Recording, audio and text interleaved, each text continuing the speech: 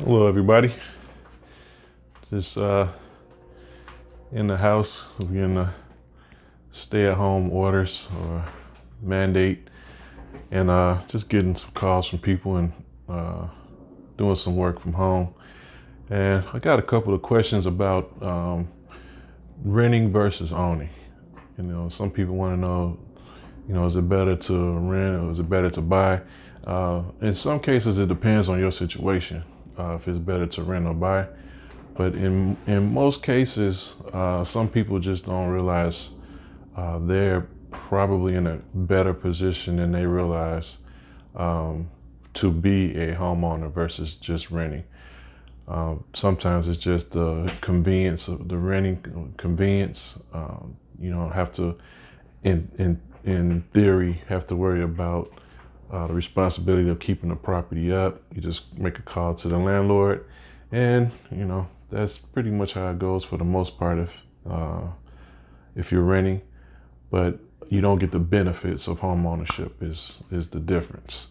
Yeah, it takes a little bit more to jump into home ownership, but not necessarily, depending on the programs that you qualify for.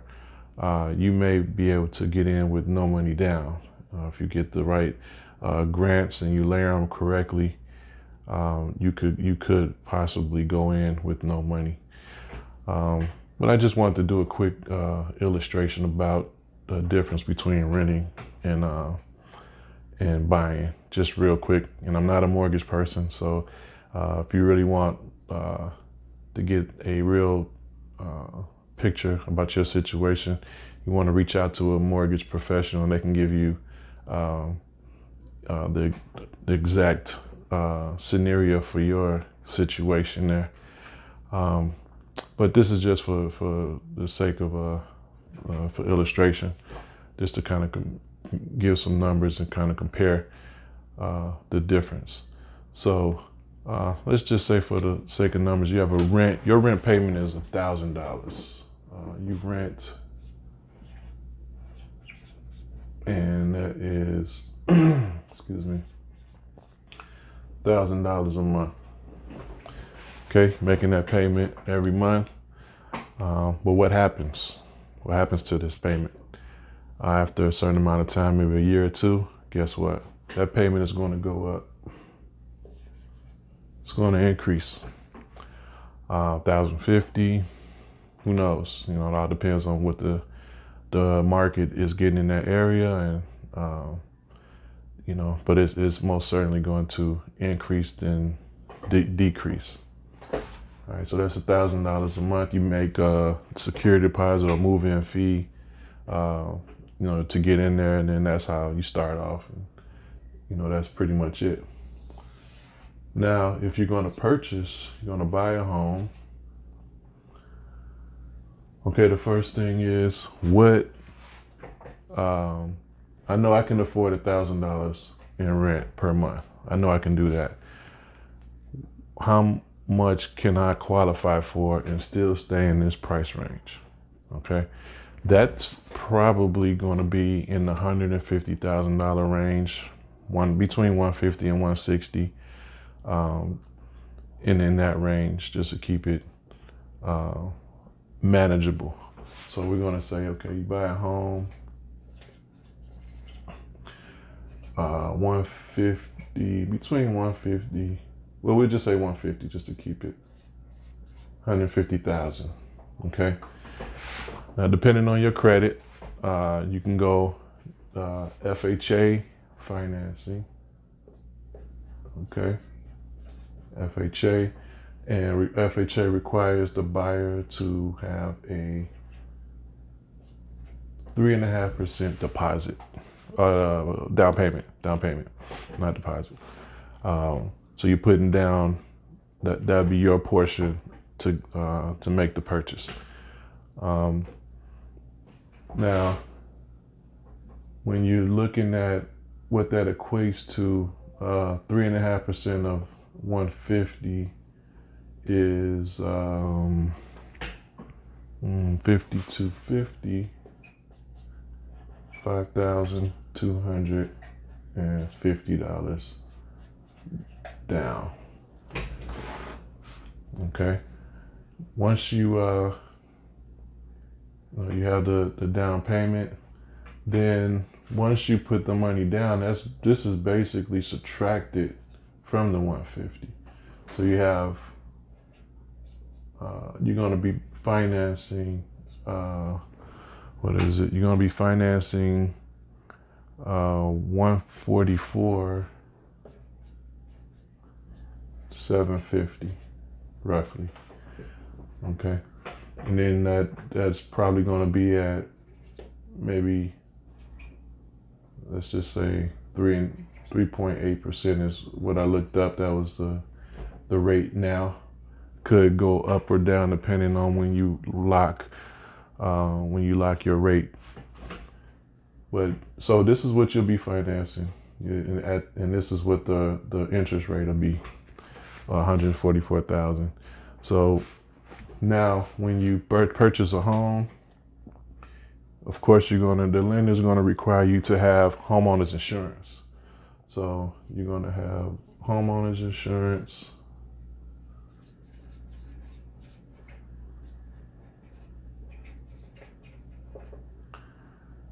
That could be, just say about $1,000 a year for homeowners insurance.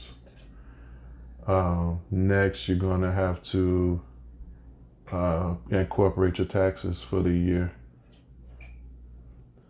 Let's just say your taxes are $2,400 for the year. Okay, so to purchase the home, you have this put together in this payment all together. You'll be making one payment, but this will be included, so it'll be automatically paid, and you don't have to worry about your taxes being behind because you're paying on it every month, and then the lender, the mortgage company pays the taxes for you. You're just making the payment directly to them, and the homeowner's insurance as well. The policy, it starts with you. You'll make the first payment, and then after that, the mortgage company will make sure that your insurance is paid because they are loaning you all this money, so they're going to make sure that the property is protected in the event something happens. So that's why these are required by the lender. Okay. Once you get all this done, you got your financing done, you say, okay, well, what am I paying per month?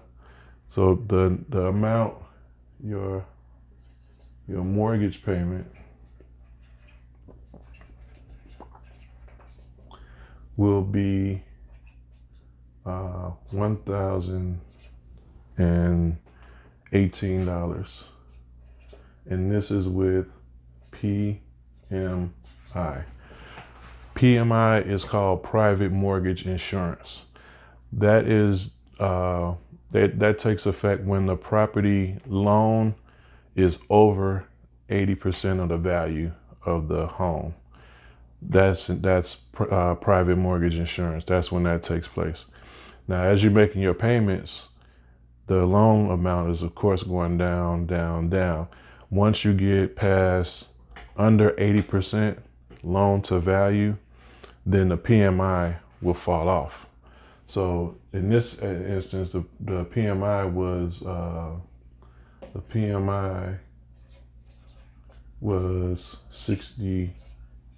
about $60 a month. So that's already built into this 1,018. So when you get under 80%, and they call it LTV, but it's loan to value. Once you get under 80%, this $60 go away. So now this is going to go down. And then the new amount would be less $60, and it's like about $960, I think. $960. And you're still taking care of your taxes and insurance. And you're building equity. And building equity is the benefit of home ownership, because when you're making your payment, you're paying down the loan, that's the debt on the house. So that's more value, value that you have that you can access if need be. Or if you sell the home, that is what your profit would be when your debt is paid, and then the other debt stuff that you got to pay off, and then that whatever's left is your profit. So that would be where the equity comes into play. Now, this payment in this instance went down after the PMI, and you're under 1,000, but the rent payment is continuously going to go up. You know, you might be paying 1,050, a couple more years, 1,100. We know that's going to continue to go up. But in this instance, the payment went down, and you're building equity. So you're in a home here, you're in a home here, you're paying a mortgage for both. In both instances, you are paying a mortgage, but on this side, you're getting the benefits, and on this side, you are not. So if when you're thinking you can't afford it, once you sit down with the mortgage professional and go over your credit, maybe some things that you got to take care of. They will let you know what you need to do, but it's totally doable. Once you sit with the mortgage person and put a plan together to get you into a home. So I just wanted to talk about this real quick, because it's totally doable. You just gotta be disciplined. If you need to wait for some time to get some stuff straightened out, but in most cases you'd be surprised of the position you're in, and you can get into a home. Especially with the grants that are available, and different programs for first-time home buyers that are available, that will help offset what you need to bring to the closing table. Just staying in communication with your mortgage professional and your real estate professional. That's the main part in getting you started on your journey to home ownership. So if you have any questions, feel free to reach out to me. I'll be more than happy to answer your questions. Otherwise, we'll see you on the next video. And if you have any topics that you want to know about, please feel free to comment below, and I will definitely get the information out to you as soon as I see that you have interest, or certain areas you may be interested in that you might not too sure about. We can go over the home values and the inventory in those areas, just to see if that will work for you, especially if you're going to be doing some investing. So otherwise, I will see you on the next video, and I look forward to talking with you, those who are interested in knowing more about getting started in home ownership.